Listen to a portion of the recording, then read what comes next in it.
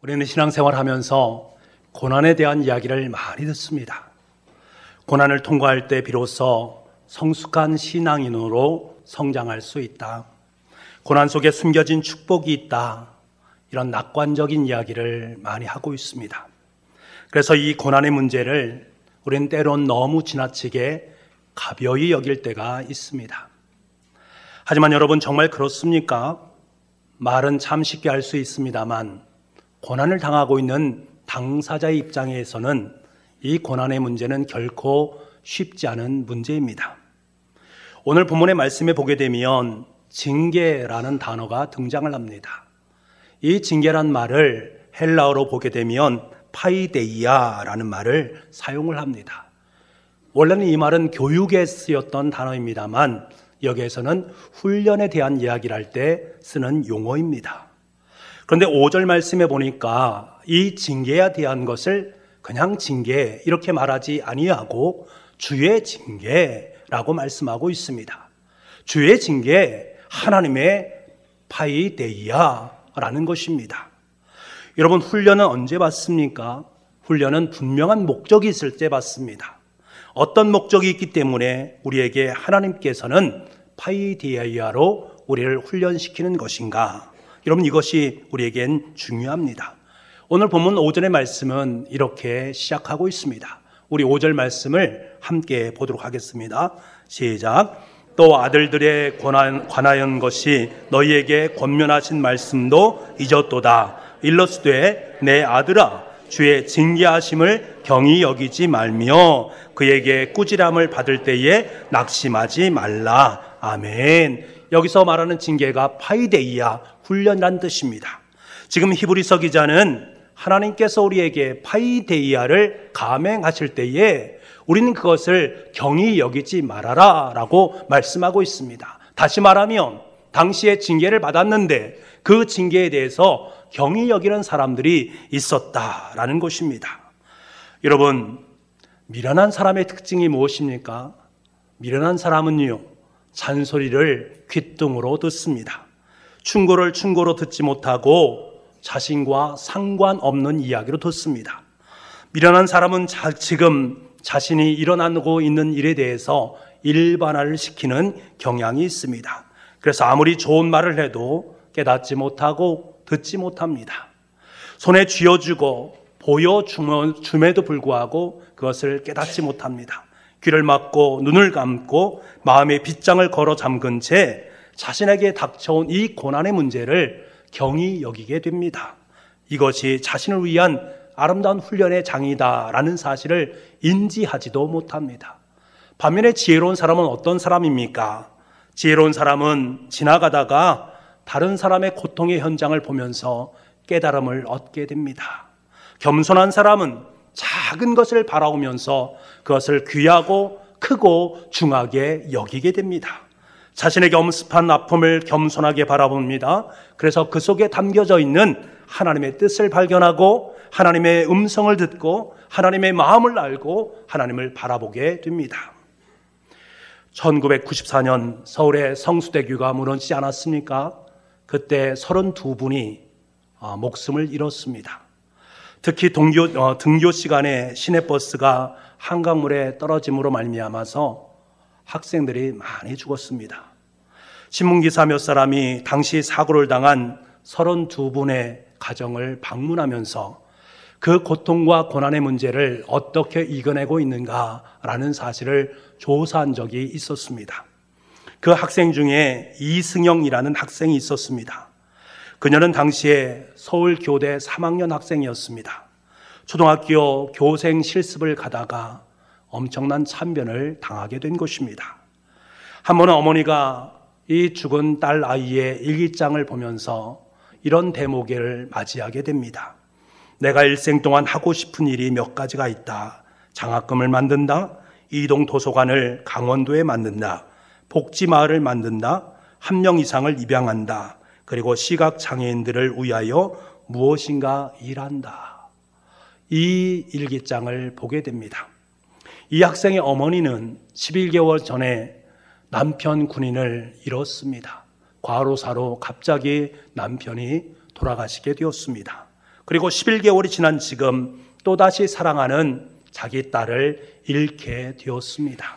여러분 생각해 보십시오. 하나님께서 어떻게 우리 가정 속에 이러한 혹독한 시련을 안겨주시는 것일까? 하나님은 정말로 너무한 것이 아닐까? 이 여인은 이렇게 생각하지 않겠습니까? 아니, 이렇게 하나님 앞에 항변해야 옳지 않습니까? 하지만 그녀는 그렇게 하지 않았습니다. 오히려 어머니는 죽은 딸이 적어놓은 그 소원을 하나씩 삶의 자리 속에 펼쳐내었습니다. 보상금으로 받은 2억 5천만 원을 가지고 승영장학회를 만들어서 신학생들 50명에게 장학금을 지급을 했습니다.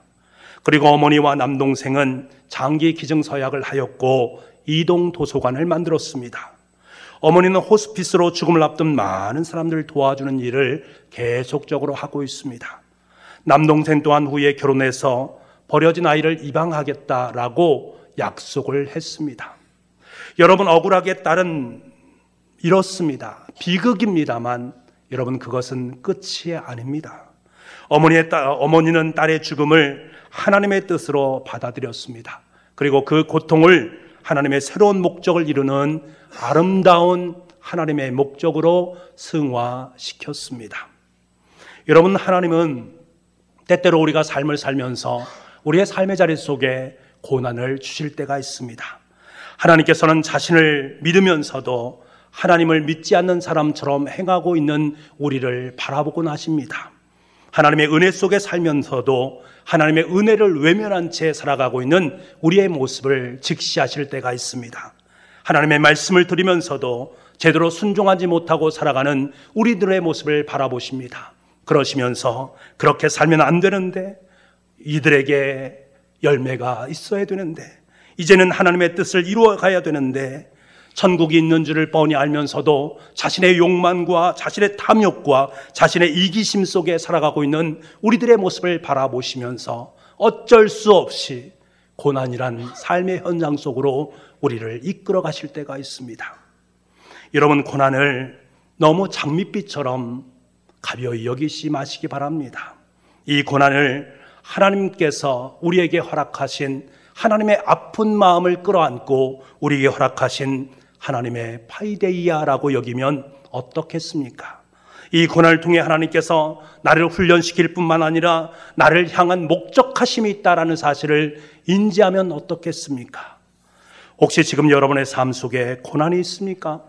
아니면 과거의 삶 속에 고난을 경험해 보셨습니까? 그 고난으로 말미암아 그 고난이 여러분 삶 속에 어떤 것으로 작용을 했습니까? 여러분 인생 속에 이로움으로 다가왔습니까? 아니면 여러분의 인생을 더욱 비참하게 만드는 고난으로 여겨지셨습니까? 혹시 그 속에서 주님의 마음을 경험해 보신 적이 있습니까? 주님의 목적하심과 주님의 계획하심이 나를 향하고 있구나, 우리 가정을 향하고 있구나, 이 사실을 경험해 본 적이 있습니까? 이 사실을 깨닫는 분은 고난을 가벼이 여기지 않습니다. 하나님의 파이데이아 속에서 감사의 마음을 품을 수 있습니다. 아니, 어떻게 도리어 그 하나님의 파이데이아, 그 고난 속에서 하나님께 감사할 수 있을까? 6절과 7절 말씀을 통해 우리는 이 사실을 여러분의 마음 깊이 각인시킬 수 있기를 간절히 소망합니다. 우리 6절과 7절 말씀을 함께 읽어보겠습니다. 6절과 7절입니다. 시작. 주께서 그 사랑하시는 자를 징계하시고 그가 받아들이시는 아들마다 채찍질을 하심이라 하였으니 너희가 참음은 징계를 받기 위함이라. 하나님이 아들과 같이 너희를 대우하시나니 어찌 아버지가 징계하지 않는 아들이 있으리요. 아멘. 여러분, 파이데이아, 이 하나님의 징계 훈련 속에는 하나님의 사랑의 손길이 있음을 우리에게 말씀하고 있는 것입니다. 하나님의 파이데이아는 우리를 버리시는 것이 아니라 우리를 하나님의 아들로, 참 아들로 인정해 주시는 표시다라는 것을 너무나도 선명하게 말씀해 주고 있습니다. 여러분, 이 사실을 7절 말씀, 현대인의 성경을 보면 더욱더 그 뜻을 또렷이 알 수가 있습니다. 제가 한번 읽어드리겠습니다. 여러분은 고난을 징계로 알고 견디어 나가십시오. 하나님은 여러분을 아들로 대하십니다. 아버지가 징계하지 않는 아들이 있겠습니까? 하나님은 여러분을 아들로 대하십니다. 지금 무엇을 말씀하고 있는 것입니까? 하나님의 파이데이아가 바로 하나님께서 우리를 하나님의 아들로 인정해 주시는 표시요, 동시에 그 속에는 하나님의 사랑의 손길이 함께 담겨져 있음을 말씀하고 있는 것입니다. 여러분, 이것이 저와 여러분에게 큰 의로와 소망이 되기를 원합니다. 고난 속에서 이 사실을 깨닫는다면 어찌 이 고난을 고난으로만 여길 수 있겠습니까? 그 속에서 하나님의 사랑의 마음을 읽어낼 수만 있다면 이 고난은 나의 인생 속에 너무나 큰 의미로 다가오게 되어 있습니다. 그런데 우리가 명심해야 될 것이 있습니다.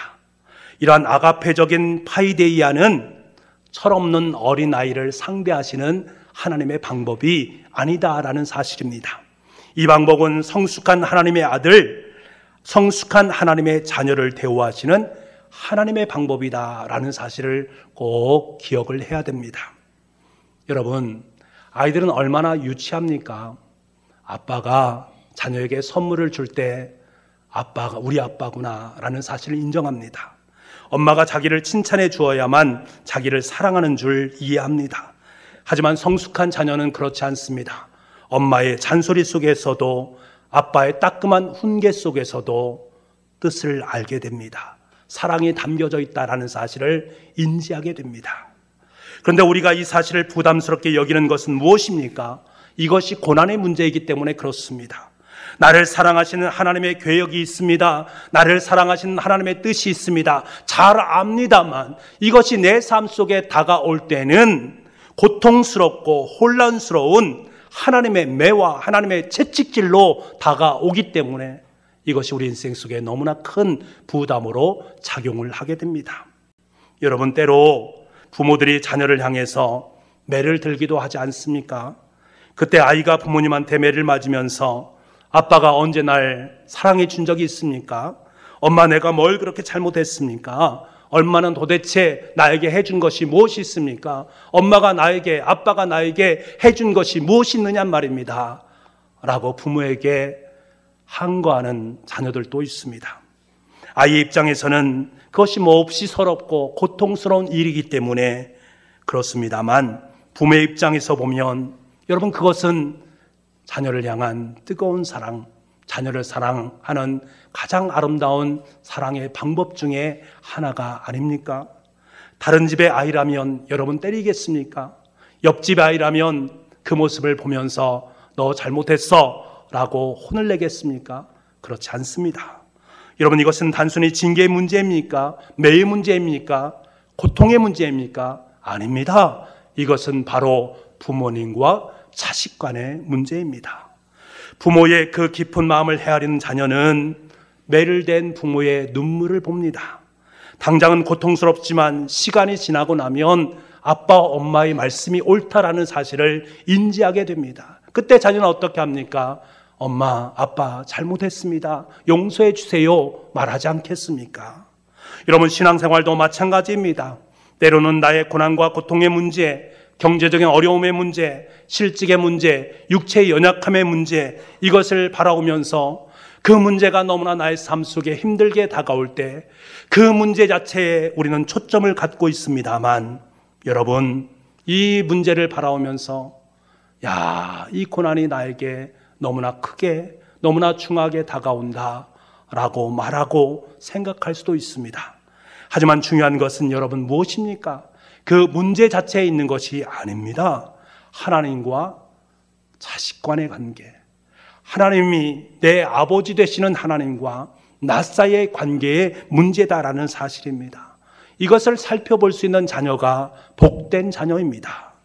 자녀가 언제 사랑했느냐고요? 날 사랑해 준 적이 있느냐고 계속적으로 항거하다 보면 그는 집안에 있을 수가 없습니다. 하지만 엄마 잘못했습니다. 부모의 마음을 헤아리고 부모의 가슴에 얼굴을 디밀릴 때 부모님은 자녀를 끌어안을 수 있고 함께 울어줄 수 있는 것입니다.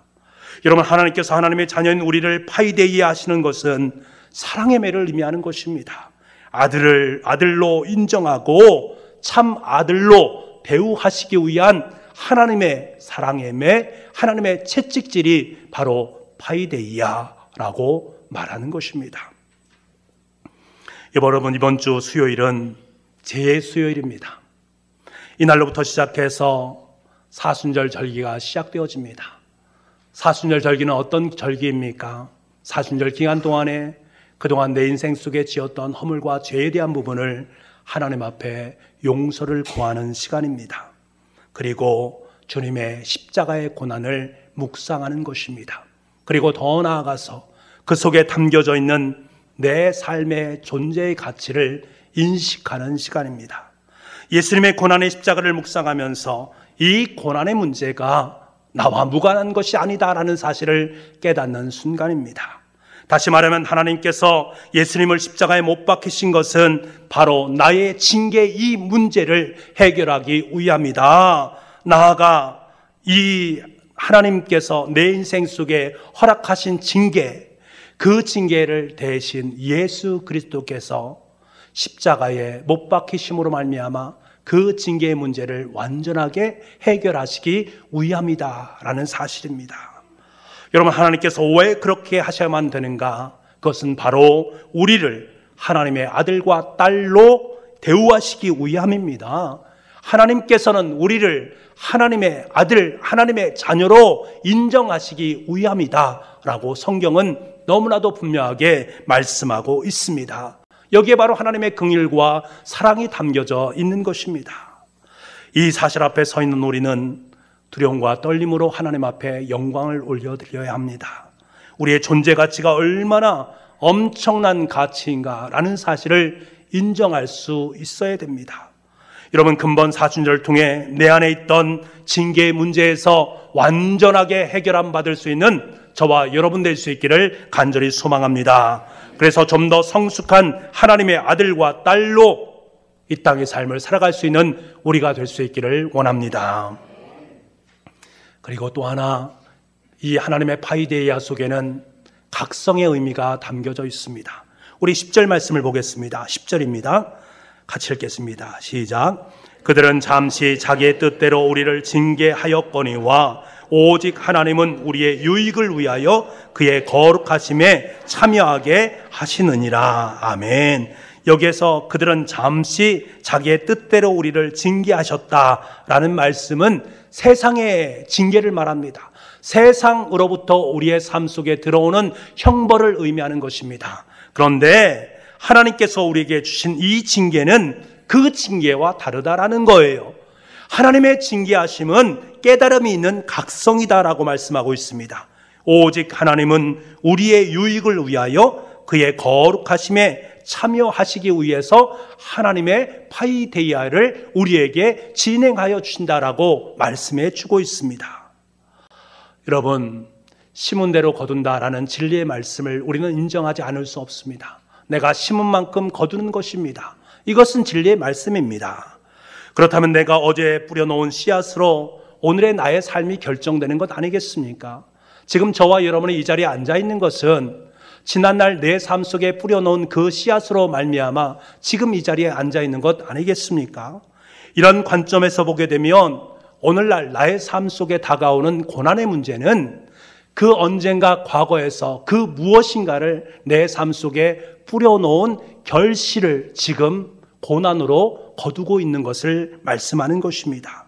여러분, 이 문제는 대단히 중요한 문제입니다. 이 문제를 인지할 때 우리는 그 속에서 회개를 맛볼 수 있기 때문에 그렇습니다. 이 문제는 회개의 문제와 직결되어 있습니다. 우리가 오늘이라는 삶을 살면서 고난의 문제에 직면했을 때 그것이 하나님께서로부터 허락되어지는 파이데이아라고 인정하게 된다면 우리는 반드시 회개의 자리 속으로 나아가야만 합니다. 깨달음이 있는 각성이라는 것은 회개의 삶을 의미하는 것입니다. 저는 어떤 권사님을 알고 있습니다. 그 권사님과 많은 이야기를 나누다가 그 권사님께서 자신이 찬송할 때마다 가슴 아프게 찬송을 부른다고 말합니다. 그러면서 제일 좋아하는 찬송이 있는데 죄인 오라 하실 때에 날 부르소서라는 찬송이다라고 말씀하셨습니다. 왜 그렇습니까? 라고 제가 물었을 때 권사님은 그렇게 말씀하세요. 지금까지 살아온 날들을 돌아볼 때 순간순간 고비마다 후회하고 내 인생을 잘못 살았구나 라는 후회가 많이 밀려온다라는 것입니다. 그래서 차마 하나님 앞에 나는 하나님의 자녀입니다. 뻔뻔스럽게 찬송하기가 너무나 힘들고 두렵다고 말씀하십니다. 나는 하나님의 백성이고 그래도 하나님의 의를 힘입어서 의인의 삶을 삽니다 라고 차마 내놓고 말할 수 없는 상황 속에 있기 때문에 늘 찬송을 부를 때마다 하나님 죄인오라 하실 때에 저를 좀 불러주세요. 저를 불러주세요. 그렇게 찬송하며 부른다고 말씀하셨습니다. 여러분 어찌 권사님의 고백뿐이겠습니까? 우리 또한 그렇지 않겠습니까? 우리가 가진 것 하나하나 제하면 결국 남는 것이 무엇이겠습니까? 우리의 삶의 자리 속에 학력과 재산과 외모와 의복과 우리 속에 있는 모든 것들 다 제한다면 저와 여러분 속에 남겨진 것이 무엇이겠습니까? 죄뿐이지 않겠습니까? 여러분 고난 속에서 사람들은 하나님을 원망하고 또 불평하며 삶을 삽니다. 하지만 자신을 돌아보는 진실함은 부재합니다. 고난 속에서 때로는 좌절과 낙심도 합니다만 하나님 앞에 서지를 않습니다. 고통 속에서 때로는 고민도 하고 갈등도 합니다만 깊은 기도 속으로 들어가지 못합니다. 우리는 기도해야 될 그 시간에 자신을 돌아보면서 가슴을 찢어야 되는 그 시간에 하나님을 향해서 희죽희죽 웃을 때가 많이 있습니다. 막상 매를 들고 계시는 하나님의 그 비통한 마음을 내가 느끼면 참 좋을 터인데 하나님 잘못했습니다. 하나님 용서해 주세요. 이 한마디를 주님께서 듣기를 그렇게 원하고 기다리시고 또 기다리시는데 묵묵부답으로 일관하고 있는 우리의 모습을 바라보시면서 알아요. 하나님 잔소리 듣기 쉽습니다. 잔소리 그만하세요. 말하고 있는 우리의 모습을 만날 때가 있지 않습니까? 가슴 아픈 이야기입니다. 여러분 하나님의 파이되어야 하는 형벌이 아닙니다. 우리를 각성시키는 은혜의 과정입니다. 고난의 자리에서 겸손의 자리로, 불순종의 자리에서 순종의 자리로, 하나님을 모르는 사람처럼 살아가는 그 자리에서 하나님을 제대로 믿는 믿음의 자리로 승화시키기 위한 하나님의 아름다운 손길이 그 속에 배어 있습니다. 예수님을 믿으면서도 제대로 변화되지 못하고 하루하루 살아가고 있는 우리들을 향해서 십자가를 통해서 아무런 말 없이 우리에게 소리 없이 아우성을 들려주는 그 음성이 그 속에 담겨져 있는 것입니다. 나는 예수를 믿습니다 고백하면서 여전히 이기적인 욕망심과 이기적인 명예욕에 사로잡혀 살아가는 그 사람에게 깨닫게 해주시기 위한 사실은 하나님의 손바닥으로 때리시는 하나님의 사랑의 매입니다. 맞는 자식보다 때리는 부모가 더 아픈 것입니다. 맞는 우리보다 때리신 하나님의 마음이 더 아프신 것입니다. 그 마음이 이사야서 1장 4절과 5절 말씀에 담겨져 있습니다. 제가 읽어드리겠습니다. 슬프다 범죄한 나라요 허물진 백성이요 행악의 종자요 행위가 부패한 자식이로다. 그들이 여호와를 버리며 이스라엘의 거룩한 일을 만홀히 여기어 멀리하고 물러갔도다. 너희가 어찌하여 매를 더 맞으려고 폐역을 거듭하느냐. 온 머리에는 병들었고 온 마음은 피곤하였으며. 내 백성이여 슬프다. 내 백성이여 머리부터 발끝까지 성한 곳이 하나도 없이 맞았거늘 너희는 어찌하여 또다시 매를 맞으려고 하느냐. 아직도 왜 깨닫지 못하느냐. 아직도 왜 그 자리를 맴돌고 있느냐. 어찌하여 매를 더 맞으려고 이 땅의 삶을 그렇게 살아가고 있느냐. 하나님께서 말씀하고 계신 것입니다. 여러분 이것이 부모님의 마음이요 하나님의 마음인 줄 믿습니다. 여러분 징계는 깨달음을 주는 순간입니다. 정신을 차리라고 말씀하시는 하나님의 경보장치입니다. 이 경보장치가 울렸을 때에 우리는 어찌해야 됩니까? 저와 여러분은 하나님의 십자가 앞으로 나아가야만 합니다. 그에서 하나님의 용서를 구할 수 있는 우리가 되어야 됩니다. 다윗은 이 사실을 너무나 잘 알았습니다. 눈물을 흘리며 가슴을 치며 하나님 앞에 자복했습니다. 하나님께 용서를 구했습니다. 여러분, 다윗의 가정은 어떤 가정이었습니까? 피 흘림이 멈추지 않은 가정입니다.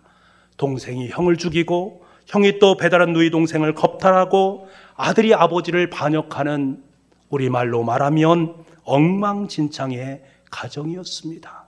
그런데 여러분 보십시오. 다윗은 그러한 가정 속에서 누구를 원망한 적이 있습니까?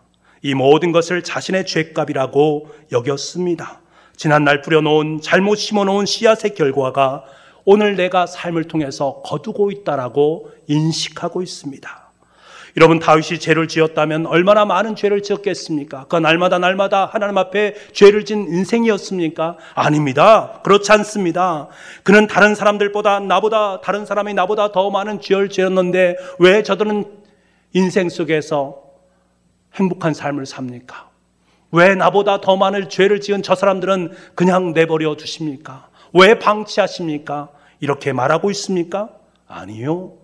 다윗은 그렇게 말하지 않습니다. 하나님, 너무나 힘듭니다. 죄는 나만 지었습니까? 왜 나에게만 이런 고통을 주십니까? 죄는 우리 가정만 지었습니까? 왜 우리 가정에게만 이런 고통을 주십니까? 라고 말하지 않았습니다. 자신에게 허락하신 하나님의 파이데이아를 진중히 받아들였습니다. 그러면서 그의 고백의 소리를 들어보십시오. 여호와는 나의 목자시니 내게 부족함이 없으리로다. 여러분, 다윗의 이 고백은 고난 속에서 겸손히 하나님의 파이데를 바라본 사람만이 고백할 수 있는 아름다운 고백입니다. 이 고백 속에는 주님, 내가 저질렀던 죄보다 이 고난은 너무나 약한 것 같습니다. 제가 지은 죄를 보면 나는 망해야만 옳습니다. 제가 지은 죄를 보면 이제는 끝나야만 옳습니다. 지은 죄를 생각하면 하나님께서 이미 저를 버리셔야만 했습니다. 그럼에도 불구하고 하나님께서는 저를 버리지 아니하시고 저를 여전히 버리지 아니하시고 하나님의 자녀로 인정해 주지 않았습니까? 저는 이 사실 앞에 더 이상 바랄 것이 없습니다. 내가 더 이상 바랄 것은 없습니다. 저는 부족함이 없습니다. 주님만으로 만족합니다. 고백을 하고 있는 것입니다. 여러분, 지금 다윗은 하나님의 긍휼이 자신의 죄보다 엄청나게 크게 역사하고 있는 것을 바라보고 있습니다. 자기가 심은 대로 거둔다면 고통 속에 있어야 되는데 나쁜 것을 심고 적은 것을 심었는데도 더 많은 것을 거두고 있는 그 하나님의 은혜 앞에서 감사와 감격을 하고 있는 그의 모습을 만나게 됩니다. 여러분, 심은 대로 거두는 것은 율법입니다. 그러나 심지 않는데도 내 삶 속에 거두어지는 은혜가 있다면 그것은 철저히 하나님께서 저와 여러분 가운데 허락하신 하나님의 은혜인 줄 믿습니다. 고난과 고통은 율법의 결과물입니다. 하지만 내게 부족함이 없으리로다, 이 아름다운 고백은 은혜의 산물인 줄 믿습니다. 여러분, 이 시간에 자기 자신에게 자신의 내면 속에 솔직하게 고백을 해보시기 바랍니다. 지난날 여러분은 정말 성실하게 살았습니까? 지난날 여러분의 인생 정말 신실하게 살으셨습니까? 하나님의 은혜와 축복 속에 살아가면서 겸손하게 하나님의 말씀에만 순종하며 살아오셨습니까? 그렇지 못한 부분이 너무나 많지 않습니까? 그럼에도 불구하고 따스한 가정이 있고 일할 수 있는 직장이 있고 사랑스러운 자녀들이 있고 하나님 위에 눈물을 흘릴 수 있는 주님의 성수가 우리의 삶 속에 있지 않습니까? 이런 것이 별것 아니라고 생각되십니까? 그렇지 않습니다. 우린 그만큼 성실하게 살아온 것이 아니지 않습니까? 그만큼 눈물을 흘리면서 씨를 뿌리지 않은 것 우리는 잘 알고 있지 않습니까? 그럼에도 불구하고 우리가 지금도 하나님의 은혜 속에서 삶을 살아가고 있으니 이것이 얼마나 큰 하나님을 향한 은혜의 마음인가? 이것이 저와 여러분에게 얼마나 큰 은총으로 다가오고 있는가? 다윗은 지금 이것을 고백하고 있습니다. 그래서 하나님 잘못했습니다. 하나님 용서해 주세요. 하나님 감사합니다. 이 고백을 드리고 있는 것입니다. 고난 속에서 어둡고 캄캄한 굴 속에서 사망의 음침한 골짜기 속에서도 하나님 내가 왜 이런 혹독한 시련을 주십니까가 아닙니다. 하나님 감사합니다. 무릎을 꿇고 그 고통의 자리에서, 그 좌절의 자리에서, 그 실패의 자리에서 다윗은 두 손을 번쩍 들고 하나님을 찬양하고 있습니다. 여러분, 고난 속에 살아가는 것 힘들지요? 어렵지요? 눈물이 나지요? 하나님 참 힘듭니다. 어렵습니다. 고백할 수밖에 없는 상황이지 않습니까? 어쩌면 내가 힘들어하는 것, 고통스러워하는 것보다 우리에게 고통을 허락하시고 바라보시는 하나님의 마음이 훨씬 더 힘듭니다. 여러분 기억하시기 바랍니다. 그 힘든 아픔이 어디에 나타나 있습니까? 바로 저 십자가입니다. 저와 여러분은 징계를 받아서 율법의 철창 속으로 들어갈 수밖에 없고 그곳에서 사형 선고를 받을 수밖에 없는 존재입니다. 하지만 주님께서는 그러한 우리를 징계의 자리로 이끌어내셔서 그 자리 속에 철창 속에서 죽음이라는 것을 변화시키셔서 예수 그리스도를 그 속에 넣어주시고 대신 우리를 향해서 사형 언도를 취소하시고 주님께 사형 언도를 내리시는 그 사랑이 바로 십자가의 사랑입니다. 우리가 너무나 사랑스러운 자녀이기 때문에 때로는 징계라는 이름으로 고난의 자리에 머물게 하지만 우리가 회개해서 주님께로 나오기를 원하지만 묵묵부답이에요. 하나님 앞에 죄를 지었음에도 불구하고 끔찍하지 않고 있는 우리의 모습을 너무나도 안타깝게 여기셔서 때로는 징계도 주시만 이것으로 안 된다라고 판단하시고 자신의 독생자 예수 그리스도를 저 징계의 자리 십자가에 올려놓으신 것입니다. 저와 여러분을 사랑하시기 때문에 이 사랑을 깨닫게 해주시기 위해서 자신의 아들을 대신 저주하게 하셨고 징계받게 하셨고 십자가에 죽이셨습니다. 그 십자가에 두 팔 벌린 그 모습을 통해서 내가 너희를 이만큼 사랑한다라고 지금도 말씀하고 있는 것입니다. 그것을 자각하라, 깨달으라 라고 말씀하고 계십니다. 사랑하는 북부가족 여러분, 내가 한 것은 아무것도 없는데 내가 고난당하고 있다고 여기십니까? 내가 한 것은 아무것도 없는데 나에게 고통이 왔다라고 여기고 계십니까? 예수님께서 고난을 당하고 주님께서 징계를 받으심으로 말미암아 오늘 우리가 하나님의 은혜를 누리고 있는 것입니다. 부모님의 눈물과 간절한 기도 때문에 오늘 내가 쉽지 않음에도 불구하고 거두면 살아갈 삶을 살아가고 있는 것입니다. 우리 믿음의 선친들이 피를 뿌려서 심어놓은 그 신앙의 뿌리들을 지금 내가 거두고 있는 것입니다. 이것을 생각하면 얼마나 감사한지. 청주 북부교회 이 아름다운 성전을 위해서 여러분 얼마만큼 여러분의 눈물을 뿌리셨습니까? 얼마만큼 많은 땀을 흘리셨습니까? 얼마나 많은 물질을 하나님 앞에 봉사로 섬기셨습니까? 생각해 보면 뿌린 것보다 지금 내가 누리고 있는 것이 더 크다라는 그 사실을 여러분 깨닫기를 간절히 소망합니다. 심은 것보다 우리가 지금도 더 많은 것을 누리고 있는 이 삶의 은혜를 우리는 지금 반드시 기억할 수 있어야 됩니다. 그때 우리의 삶의 자리 속에서 비록 하나님의 파이데이라 할지라도 하나님 앞에 감사와 찬송을 드릴 수 있습니다. 사랑하는 여러분, 나의 삶 속에 하나님의 파이데이를 경험할 때 당당하게 주님의 십자가 앞으로 나아가십시오. 주님께 용서함을 구할 수 있기를 간절히 소망합니다. 그때 주님께서 뭐라고 말씀하시는지 아십니까? 그래, 그 징계, 그 파이데이야, 내가 너를 사랑한다. 내가 너를 나의 아들과 딸로 여긴다 라는 의미야. 이제 알겠니? 이제 알겠니?